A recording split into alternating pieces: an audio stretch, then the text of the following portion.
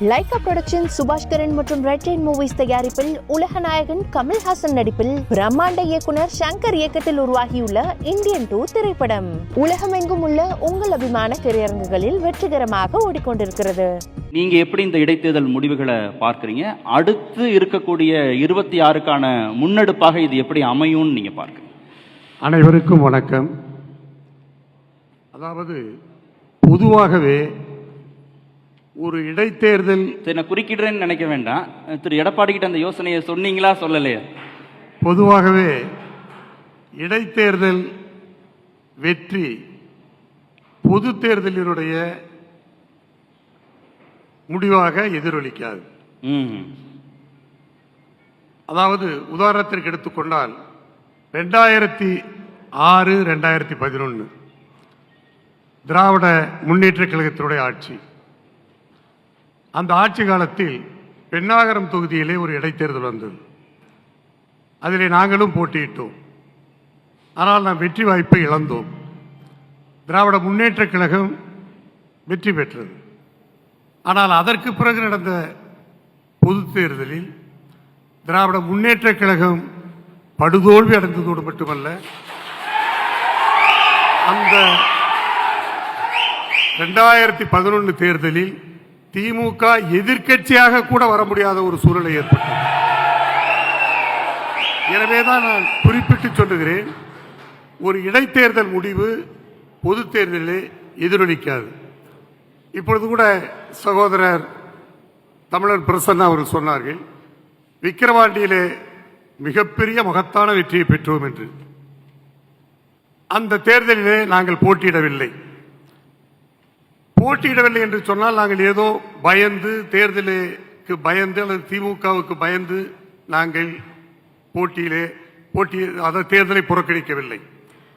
பொதுவாக இடைத்தேர்தல் என்று சொன்னாலே திராவிட முன்னேற்ற கழக ஆட்சியில் எங்களுக்கு பல அனுபவம் உண்டு. திருமங்கலம் ஃபார்முலா, அதாவது டோர் டெலிவரி, வாக்காளர்களுக்கு பணம் கொடுத்த வரலாறு. அதே போல ஈரோடு கிழக்கிலே வாக்காளர்களை எல்லாம் எதிர்க்கட்சி வேட்பாளர்கள் சந்தித்து வாக்குகளை கேட்க முடியாத அளவிற்கு பட்டியலை அடைத்து அந்த வெற்றியை பெற்றார்கள். சென்னை மாநகராட்சியிலே கிட்டத்தட்ட 99-100 வார்டுகளுக்கு உயர்நீதிமன்றத்துடைய உத்தரவுப்படி மறுதேர்தல் ஏன் நடந்தது என்று சொன்னால் அங்கே பூத் கேப்சரிங் நடந்தது.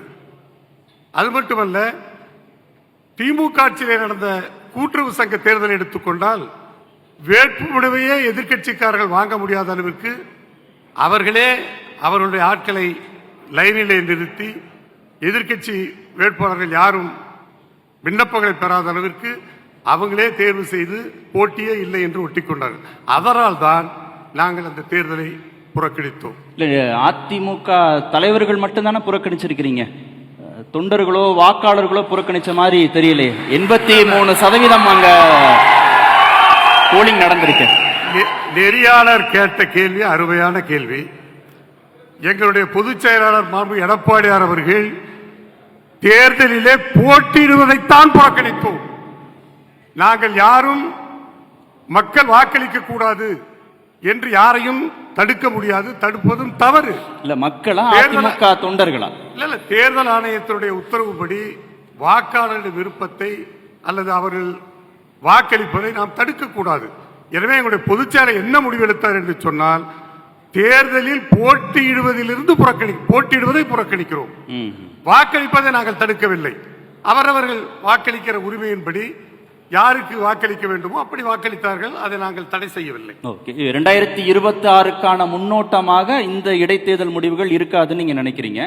கூடுதலாக ஒரே ஒரு செய்தியையும் சொல்லிருங்க. இந்திய அளவிலையும் இடைத்தேர்தல்கள் நடந்திருக்கு. இந்தியா கூட்டணி 10 தொகுதிகளில் வெற்றி பெற்றிருக்கிறார்கள். பாஜக 2 தொகுதிகளில் மட்டும் வெற்றி பெற்றிருக்கு. அது குறித்து உங்க பார்வையை சொன்னீங்கன்னா நான் திரு ஜி கே நாகேஸ்வரன். இந்த தேர்தல் வெற்றியை பொறுத்த விக்கிரவாண்டி தேர்தலையே எடுத்துக்கொள்ளுங்கள். அந்த தேர்தலில் திமுக பெற்ற வெற்றி, அனைத்து இந்திய அண்ணா திராவிட முன்னேற்ற கழகம் களத்திலே போட்டி இல்லை. எனவே திமுக பெற்ற வெற்றி எப்படி இருந்தது என்று சொன்னால், போட்டியாளரே இல்லாமல் வெறும் மைதானத்திலே காற்றிலே கம்பு சுற்றிய கதையாகத்தான் அந்த வெற்றியை அவர்கள் பெற முடிந்ததை தவிர, அதாவது அனைத்து இந்திய அண்ணா திராவிட முன்னேற்ற தேசிய ஜனநாயக கூட்டணியை நீங்க பொருட்படுத்தல. என்னங்க? தேசிய ஜனநாயக கூட்டணியை நீங்க பொருட்படுத்தல. இல்ல நாங்க அதாவது எங்களை பொறுத்தவரையில் தேசிய கட்சிகளை நாங்கள் சமதூரத்தில் வைத்துதான் பார்க்கிறோம். ஓஹோ. எந்த தேசிய கட்சியும் நாங்கள் ஏற்றுக்கொள்ளவில்லை. காரணம் பேரறிஞர் அண்ணா அவர்கள் அடிக்கடி சொல்லி இருக்கிறார். அதாவது தேசிய கட்சிகள் என்று சொன்னாலே மாநில உரிமைகளுக்கு முக்கியத்துவம் கொடுக்காதவர்கள், வாக்குகளை வாங்குகிறவரை நம்மோடு தோழமையாக இருந்து தேனாக பேசுவார்கள், பிறகு தேனாக கொட்டுவார்கள் என்று பேரறிஞர் அண்ணா அவர்கள் சொன்னார்கள். எனவேதான் நாங்கள் இரண்டு தேசிய கட்சிகளையுமே நாங்கள் சமதூரத்தில் வைத்து பார்க்கிறோம், ஒதுக்கி இருந்தோம். அதுதான் இந்த தேர்தலை பொறுத்தவரை உண்மை. லைகா புரொடக்ஷன் சுபாஷ்கரன் மற்றும் ரெட் ஜெயிண்ட் மூவிஸ் தயாரிப்பில் உலகநாயகன் கமல்ஹாசன் நடிப்பில் பிரம்மாண்ட இயக்குனர் சங்கர் இயக்கத்தில் உருவாகியுள்ள இந்தியன் 2 திரைப்படம் உலகமெங்கும் உள்ள உங்கள் அபிமான திரையரங்குகளில் வெற்றிகரமாக ஓடிக்கொண்டிருக்கிறது.